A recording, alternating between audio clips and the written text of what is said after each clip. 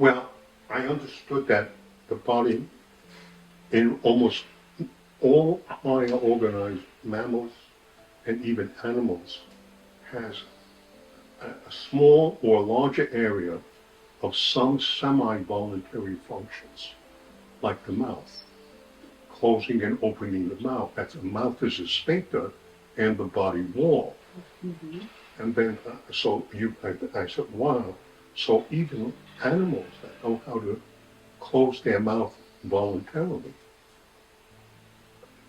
it begins to tell you that there's a mechanism whereby a semi-voluntary influence is starting very early.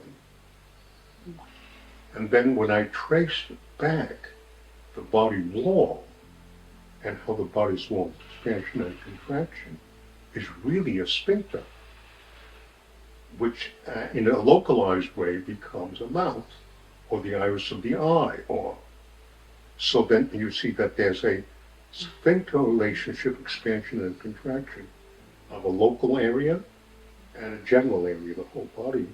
And then I said, well, what is the next area of semi-voluntary control given situations? And then I discovered, well, the body wall is number one. And then the body wall managing its motility and its relationship between inner and outer is a general function.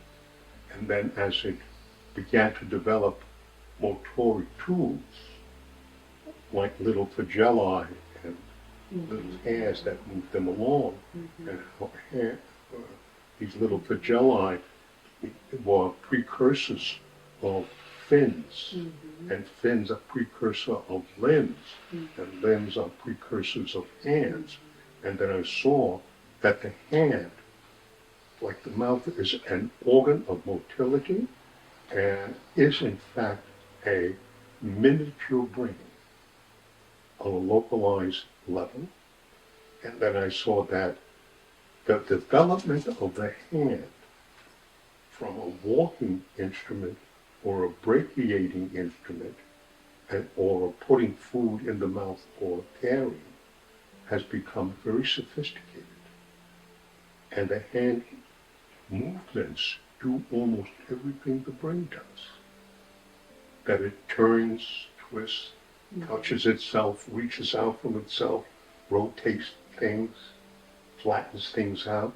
And I realized that the enormous area in the cortical sensory motor strip devoted to the hand, the lips, and the mouth is enormous. And so I saw that how a generalized function becomes a localized function, which makes it easier for voluntary effort to grow in a localized area, and then it's adopted in the general organism.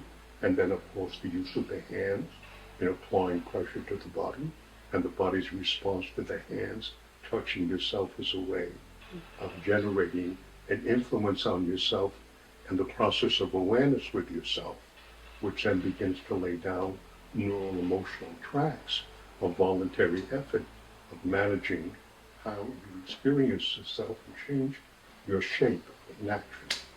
That's the history.